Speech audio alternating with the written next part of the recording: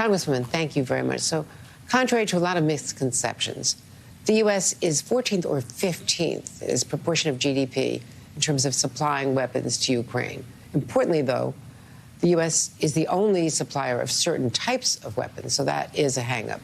But compared to the Scandinavian countries, the U.S. is far behind, and other countries in the EU, in NATO. But again, it's those categories, the ATACMS, things that they really need at this point in the war. What's your assessment? The United States, as we know, is an absolute global leader in military strength. It has been our support to the Ukrainians that has allowed them to continue fighting this war for their own freedom in support of democratic values. And as you mentioned, we are not in it alone, but we are also leading the way. Since the very beginning, the United States has been a central partner, not only to our Ukrainian allies in their fight for freedom, but in bringing together partners from across the world to support Ukraine. But we do have unique military advantages, and we do supply our Ukrainian partners with important military supplies and lethal aid that cannot be provided by other entities. And it is extraordinarily important, not just for Ukraine and their fight for freedom, that we continue to support them, but it is in our national security interests that the United States maintain our support for Ukraine in their fight against Russia.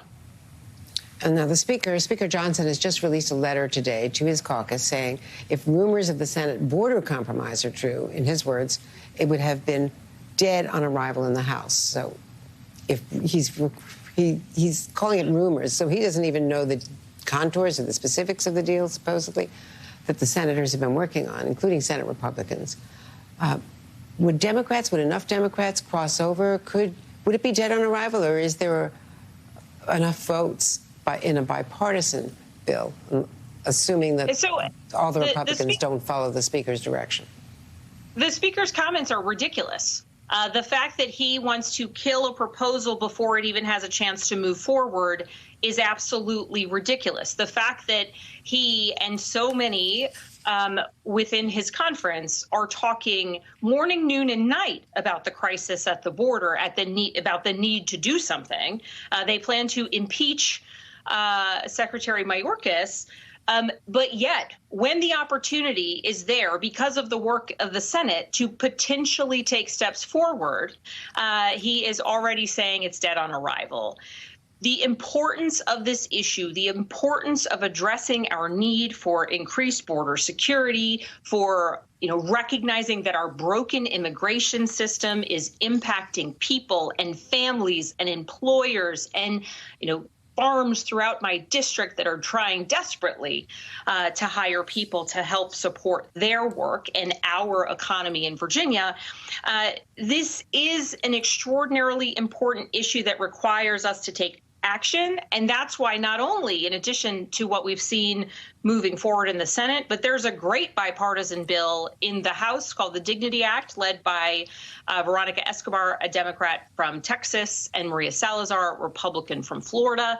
And I mention this because the urgency that many members are bringing to this conversation is clear. In the House, in the Senate, Democrats and Republicans. And the fact that the Speaker of the House, with the ability to either bring a bill forward or not, is essentially saying he will not even contend with conversations related to the Senate's bill for political reasons, because he wants, his perfect version of the bill. It's a total abdication, I think, of his responsibility as Speaker.